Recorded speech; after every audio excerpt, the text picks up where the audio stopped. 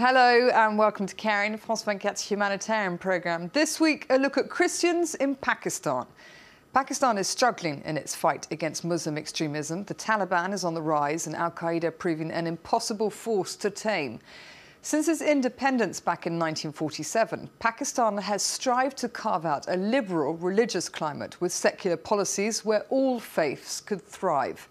But since the mid-70s, a dramatic shift has been emerging, when Prime Minister Nawaz Sharif, who was recently thrust back into the limelight for mounting a revolt against what he called the current regime's oppression, he had played a large part in pushing the Pakistani constitution closer to becoming an Islamic state. For some members of the Christian community, as you'll see in this report, they've paid a high price for being in the minority. Now, at the centre of their tales of ostracism and discrimination are controversial blasphemy laws imposing a very real fear of being perceived as un-Islamic. Worryingly, more and more cases of forced conversions from Christianity to Islam are also being reported. Our reporters travelled to meet one community in Islamabad living in what's been dubbed the French Quarter, living, as you will see in this report, in utter poverty, literally walled off from the rest of society.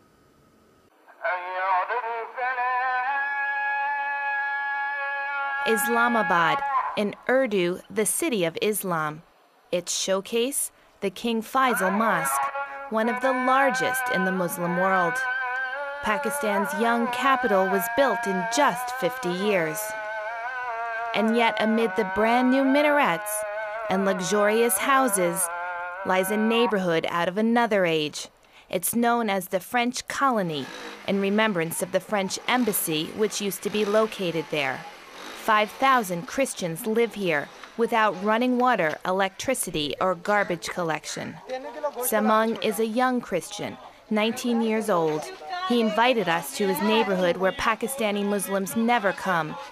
The French settlement has a dangerous reputation, so Samang makes it a point of honor to welcome us and introduce his family. This is my grandfather, and this is my grandmother. Okay. This is my auntie. Among the Christians who work, they often have poorly paid domestic jobs. This is the case in Samang's family. His mother Mira works for a wealthy Muslim couple. Muslims do not like us. They don't like me touching their things. I'm a maid in a Muslim household. I wash the floor, I do the laundry. They don't want me doing the cooking or touching their food because I'm a Christian. The mistrust between the two communities is symbolized by the wall that surrounds the settlement. It was built 6 months ago. Here, it is topped with shards of broken glass. On the other side, the wall is too high to climb over, so now Samang must make a long detour to return home. When I saw that workers were beginning to build, we went to see them to ask them to stop. But they didn't listen, and we couldn't do anything about it. Officially, the wall is there to protect the Christians from a dangerous drop into a polluted stream. Last year, 2 children fell in, and they died. But there is something else they want to protect here, the residents of the wealthy neighborhood. This man does not know he was being filmed. Can live in the center of Islamabad. But they are not good people here. They are not good people? They are ignorance. You know, ignore. Yes. Ignore, and then is a mafia, you know, drug mafia, drug. They are all drug users. All of them? All of them drug user and also drug supplier. Supplier? Yes, sir. As you know, that's underworld. He invites us to approach the wall, a wall that, according to him, no one wants to tear down. Oh, yes. And who built it? Some owners. They are living here in this side and then this side. Okay. It's Pakistani bureaucrat, like politicians. A few minutes later, he realizes the camera is on. Very quickly, he tones down his words. But I like many peoples. They are Christian, Hindus, Buddha. It's all the nation, all peoples.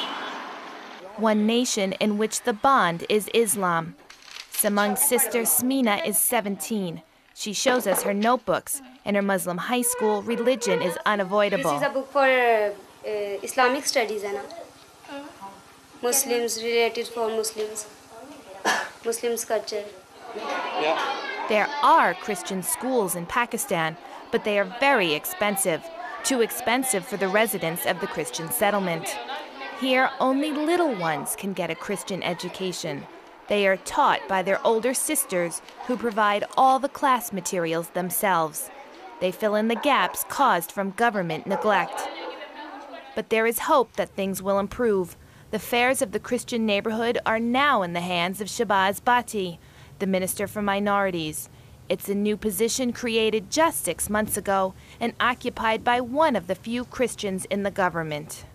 And we are here to serve them. And we are giving them this hope that their issues will be addressed. They will not remain neglected. They will not remain subjugated or second-class citizens. Do you know where the French colony is from here? Yeah, this is But during the course of the interview, when we asked him to accompany us to the settlement, quickly, together. despite our insistence, he would not accompany us. He knows that given the state of misery his fellow Christians live in, he would not necessarily be welcome there. Many Pakistani Christians come from the lower castes of the Hindu religion. Some untouchables converted, hoping to escape a social system that classified them as pariahs. But today, the ills that plague their communities have not changed. Drugs, poverty, and poor education. Factors that contribute to the prejudice against them in a country where 95% of the population is Muslim.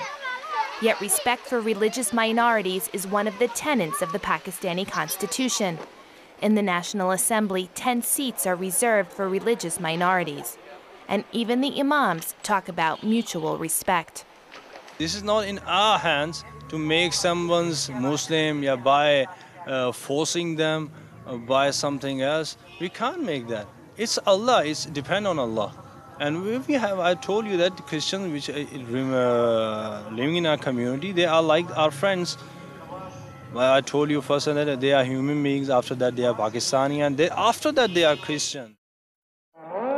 Tolerance, but with some concessions. It's the call to prayer. Smina, the young Christian who showed us her notebooks a little while ago, is covering her head as she walks past the mosque.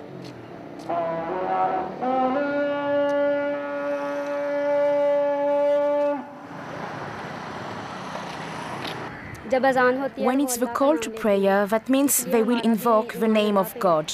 It's for that reason that I cover my head. I am not giving in to pressure, but since they are praying to God, it's a mark of respect. Smina is not required to do this, but she is aware of Pakistani's blasphemy law, a law which, if applied, can send people to jail for seemingly harmless comments and gestures. 5 years ago, a blind Christian spent 8 years in jail for unknowingly throwing away a copy of the Quran. Khalil Tahir is a Christian lawyer. He has been campaigning for years to repeal the blasphemy law. The article says, if anybody will say anything against the Muslim prophet, Hazrat Muhammad, peace be upon him, if anybody will say anything against him, verbally, intentionally or unintentionally, the punishment will be death. Most times, the death penalty is turned into a prison sentence, but the charges are sometimes based on very weak evidence. I will say, no Christian will say anything against the prophet of anyone. But it's just like in Pakistan, it's very easy to buy the witness in some rupees. And if you have a personal grudge against anyone, if you have enmity, and if you have any kind of ill feelings against others, you can use this law. And nobody says, nobody recognizes, and there is no rational investigation regarding this law. But Khalil Tahir knows this fight is dangerous. Totally, I'm not sure. I know that I'm not safe. I know many people are after me and my family, because this bitter experience already we have been facing, and already we have faced physical attack near my home, and even police caught one fanatic outside my home. He was ready to blast my home. After that, he is not in the jail now. I do not know where is that person, what happened to that person. The Christian community makes up just 2% of Pakistan's population. In a country of nearly 160 million people, that comes out to 3 million individuals. Scattered about the country and lacking resources, they struggle to defend themselves and make their voices heard. And for the residents of the Christian settlement in Islamabad, they know the wall that separates them is not close to being torn down. Well, that's it then for this edition of Caring. Do join us again very soon. Until then, thank you for watching and bye-bye for now.